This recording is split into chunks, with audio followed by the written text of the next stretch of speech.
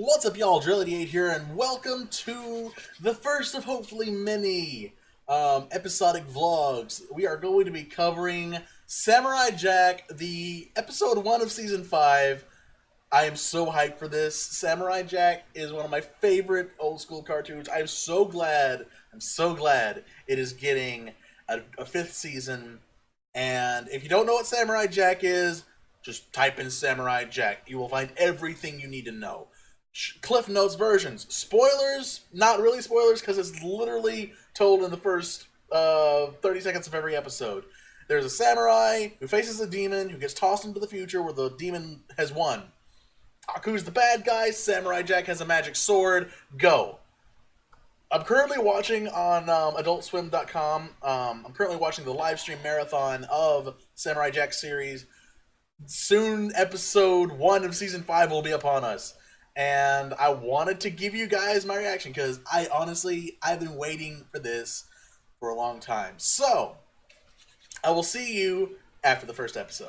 Back to the past, Samurai Jack.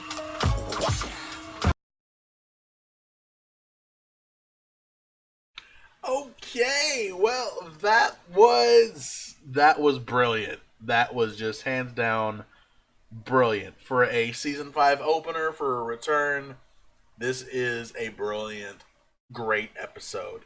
If you have not seen this episode, I implore you, go see it. It may still be streaming over at AdultSwim.com. There's probably other places right now that have the episode for you to watch, but I am going to be spoiling the ever-loving Dickens out of this episode. So please, do not let me ruin this for you. Go and watch the episode, come back, watch it later. But now that that's out of the way, oh my gosh. I just want to say right now, they did good. They did great. They nailed it for Samurai Jack. For how everything ended in season 4, this was great. So I got some notes. Just gonna go over the notes and give you my thoughts afterwards. Episode starts with these the mother and the daughter leaving a village, and they have these antennas, and they don't speak, but what they're saying is being projected over the antenna. So they're leaving this village that's under attack, and they get surrounded by a bunch of robo spiders. And they're about to die. There's dozens and dozens of these robo spiders. And then all of a sudden, someone is riding up on what looks like a Final Fantasy motorcycle. This thing has guns on the side of it. It's tricked out, looks big and awesome. And plows through. And it's this big dude in armor, has this mask over his face, has these guns strapped to him and stuff. And starts just whooping up on these spiders, and he takes several of them, does this awesome spear work, and it's great. One of the spiders gets a hit on the mask, and the mask falls away, and it's Jack, and he's got this great big beard grown out, and he just totally the fight scene is perfect in the spirit of Samurai Jack. For anyone who has seen Samurai Jack, it is that style of fight scene. So fight happens, he whips up on them. The guy is a one-man army just into himself. If there was a top 10 of one-man army characters, Samurai Jack's up there. So he wins, he beats them, and he leaves. Kind of a scene transition later, it's Jack kind of telling what's going on.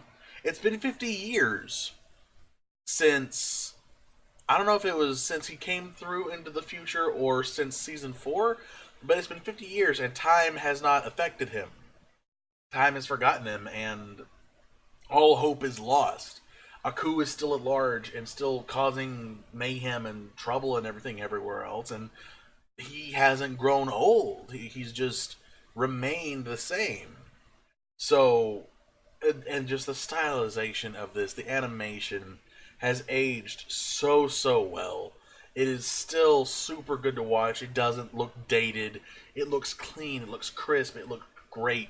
And it's the same style of animation as the older seasons, and it's great. After the intro, cut to the next scene, which is a cult of Aku, apparently, where it's showing babies being born into this cult, and these girls are born and shall be raised as assassins for the glory of Aku. And this scene, more or less, is the one that tells you this is definitely not a kid's cartoon. I mean, it's not super graphic by any stretch of the imagination, but it's very thematic in its elements, and this scene in particular kind of shows that very well. Also, apparently, Aku's missing, so Aku hasn't been around, or just hasn't graced them with his presence.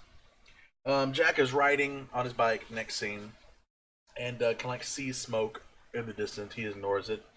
Stops at a river to drink, and as he's drinking, he's like hearing voices and stuff. And like a leaf falls down, and he sees his dad in the leaf, and his dad's like, "Why did you abandon us? Why we are still in pain?"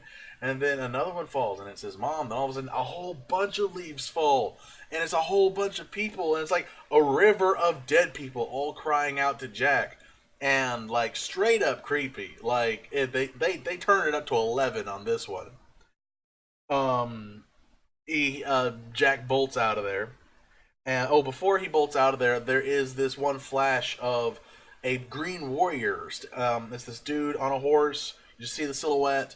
He looks like he has a big weapon beside him. He's just big and imposing. So there's a flash of that. Um, the next night, cut to the next night, and he's by the campfire, and again more hallucinations. He's seeing his dad in the flames. His dad's like chained up, and like why haven't you come back to us? You left us to die. We're in pain, and it gets super creepy real quick. So it's very well done. Go back to the next scene. Daughters of Aku training. Super rough. Like kid gets slapped around, then picked up, then someone's pounding the kid's face in. It's super rough. So what's going on in this is really hardcore. In at least that's the vibe they're putting off. Also, we learned one of them's name's Ashi, which uh, cool name. We don't hear about any of the other names, but maybe we will in the future. The cult is hoping that killing Jack will cause Aku to come back and grace them with his presence once again. Um, Also saying that there's a samurai going around leaving destruction in his wake. So obvious cult misinformation kind of stuff. Kind of interesting to see how that'll play in later. The next day, Jack goes to the smoky area and finds a decimated town. Like people are dead. It's just this town's a wreck. And enter the flamboyant Robo-Assassin, Scaramouche the Merciless. And this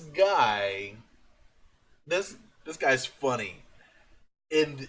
Funny in the sense of, for all the seriousness that Jack is in this series, the flip side of the entire series is the entire world around him is always this craziness, always this funny aspect to it, you could almost say.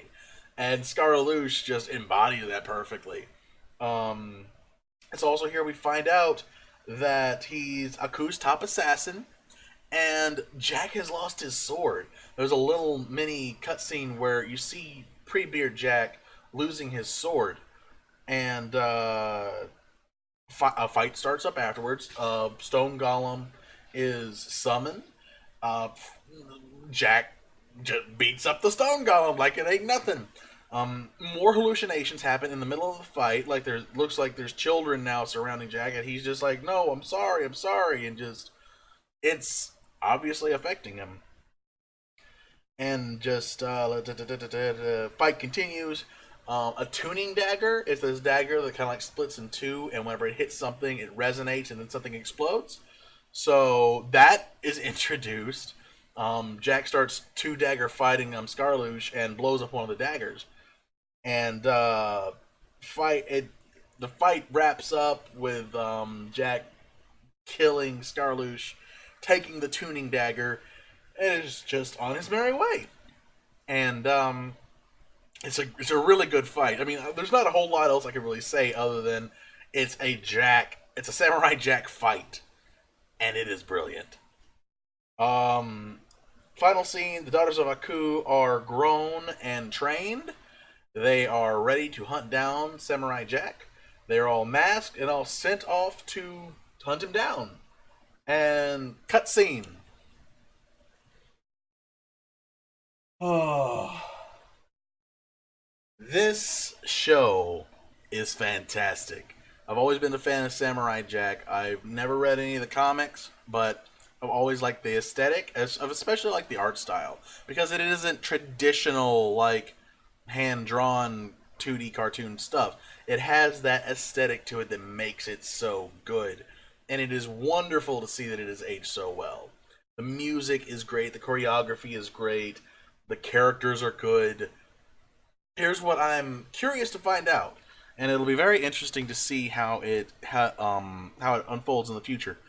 Whenever traditionally with Samurai Jack, it is one overarching plot: Jack get to the past and him failing. There's never really been a ongoing story per se because it just hasn't. Every episode's something new. Every episode's something different. Every episode's a different locale, different characters, different cast. Every once in a while there'll be bleed over, and every once in a while there'll be the character making another appearance in an episode.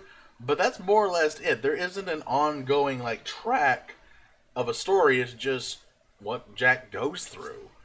And I'm wondering if that's what they're going to be doing in this season or if they're going to be changing it up. Because the Jack formula is super simple, but also requires a lot of creativity and a lot of set pieces to keep moving. And if they were to keep a ongoing plot line like bit to bit, that'd be fantastic. I think they will with the Green Warrior. They're going to with the Daughters of Aku, unless they're just straight up killed next episode, which in case that's going to be kind of a letdown. But I don't know. Time will tell. This is an extremely good cartoon. I cannot wait to see more of it, and it's gonna be good, guys. It's gonna be good. Tell me what you thought of it in the comments down below, and I look forward to doing this next week. I don't want to wait a whole week in between these episodes, but we'll see. We'll see what happens. Until then, Drill88 signing out.